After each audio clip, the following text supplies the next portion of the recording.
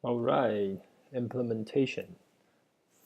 Okay, there are 4 steps to create our RESTful API. First of all, we need to create a DynamoDB, and then second, this is really important. Remember, all the services in AWS we need permission, so we are going to create a role and assign policy to it. And then with the role created, we could have our Lambda function and API gateway. Okay, so first, let's go to the database management console. We need to create a database first. So under the database section, we click DynamoDB. So once you click DynamoDB, you should be able to see the dashboard.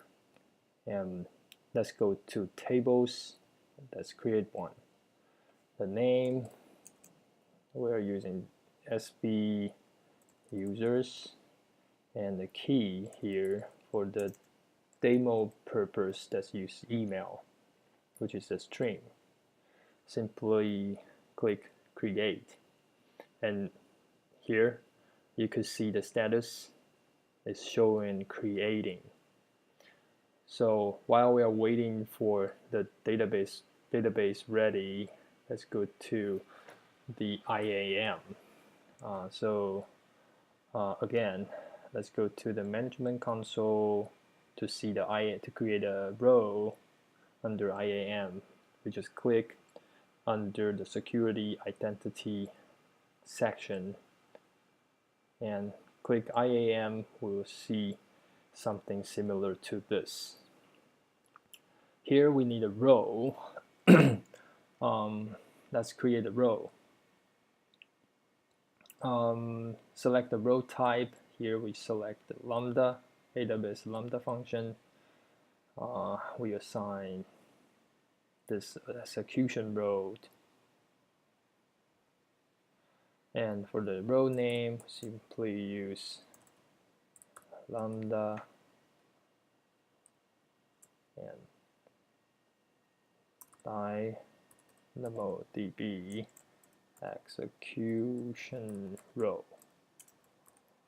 Okay, and then we click create. So here is our Lambda DynamoDB execution row, and click it, we could see the summary of it. So as you can see, we create this row with the basic execution row for the Lambda function. We also need the permission to access the DynamoDB we just created. So here, there's a couple ways to do it. Here we could have an inline policy. We create our custom policy to this row. So we could use policy generator. We select here. Let's go down to the DynamoDB, which is right here. And for the demo purpose, again, we select all the action. Okay, here's the kicker. The Amazon, here is the Amazon resource name, which is the endpoint for the DynamoDB. That's the reason why we created the table first.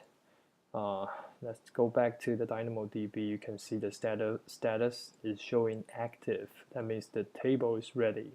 So we click it under overview. You should be able to see this. Here, this is the endpoint that we need to put into that row, that policy. Simply copy it and paste that into here and click add statement. Now we have a policy. Allow the DynamoDB access. And here the policy is actually just a simple JSON format.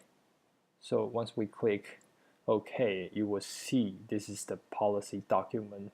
It's the same like action as DynamoDB and wildcard notation. And here we have the endpoint that we assign to it. So we click apply policy. Now we have the role ready.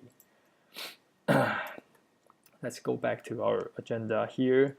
4 steps. We already have our DB ready. We have our role created. The second step that we're going to create this Lambda function. Okay, so create the Lambda function. We simply create, just go to management console, and the Lambda function is right under the compute right here. The click Lambda function is going to show you this tab, and we just create the Lambda function. Here we give it a name. We select the script which we are using, Python here, and here's a couple templates that you can use, and we choose the blank function. We're going to create our own, and here this is configure trigger, which is which action gonna invoke our Lambda function. You could assign API gateway here, but we're gonna do that when we have an API gateway. So we skip this step for now.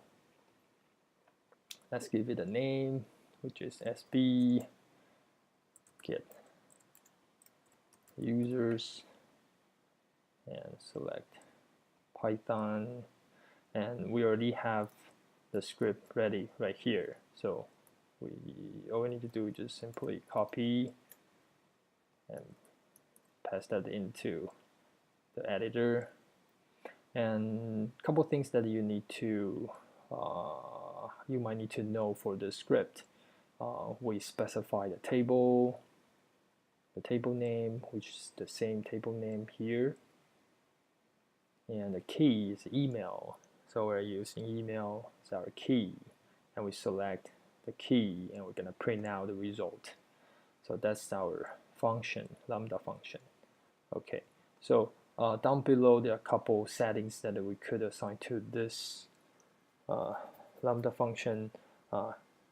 Here is a very important part. We have already prepared our role and database for this Lambda function. Under Lambda function handler and row, we are going to select the existing row, and we assign this row to it. Then this Lambda function is going to have a permission to access to DynamoDB. Down below there are a couple options that we could assign to it for the demo purpose. For example, like a VPC here, we could have a custom VPC, but here for the demo purpose, we're gonna leave it as is. Okay, next, click next, and review everything. Looks okay. Just create this function like this. Okay. So now we are pretty much finished the first 3 steps. So before we create the API gateway, let's insert a couple rows in the database. That way, later on, we could see something in the browser. Okay. Here under items, remember the table we just created, SB users. To create a DynamoDB is simply like what we do for the NoSQL database. So we just create an item. For the email, we use personal email, which is jy1215jy@gmail.com, and we could always append another string, for example, like the first name, which is Jerry, and create another one, call last name Chen, and maybe one more called message. Here we have this is awesome. We click save. Now we have a record created. Alright, the final step final step is create API gateway. So now we have a table, we have a row, we have a Lambda function, and we assign the row to it. Now we just need this trigger, which is our API gateway. So to create an API gateway, we go to the application services section. Here you can see this API gateway. Click it. It's gonna bring you to here, and you will see here's the create API button. Simply create it. And we're gonna new API.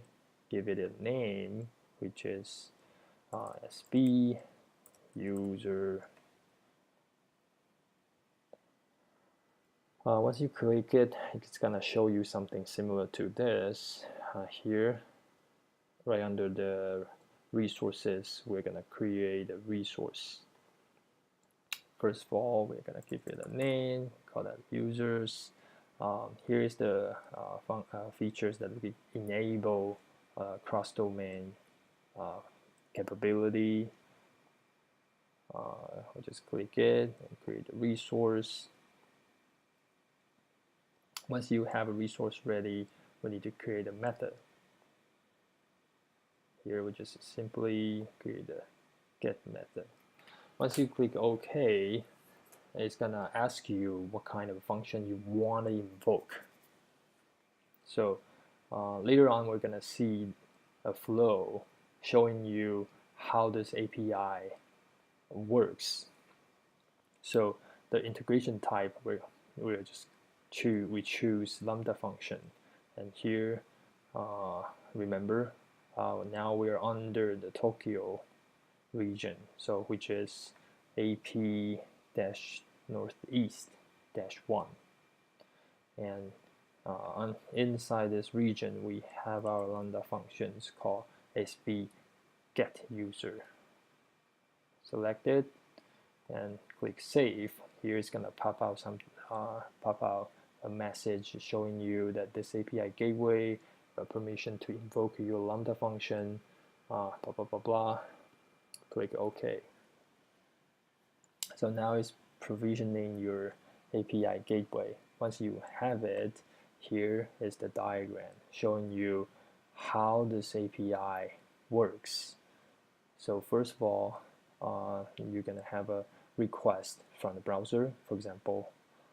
Then it's gonna prepare integration request and send it to Lambda, and Lambda gonna have the integration response, and then we have method response sent back to the client. Okay, so here you can do a simple test to see if that works. So we'll click test. It's gonna show you a whole bunch of logs right here, and you'll see the status showing 200. That means everything works just fine. Alright, so at this stage that we could just deploy our API. Once we click deploy API, it's gonna create a URL link for us to see in the browser, the result in the browser. So we click deploy. It's gonna show what's the name for it. We can assign test to it. We skip the description. Click deployed, and then you're gonna have a stages right down here. The get function that we create is gonna give you an invoke URL. So click. It's gonna show you the result. Voila, beautiful.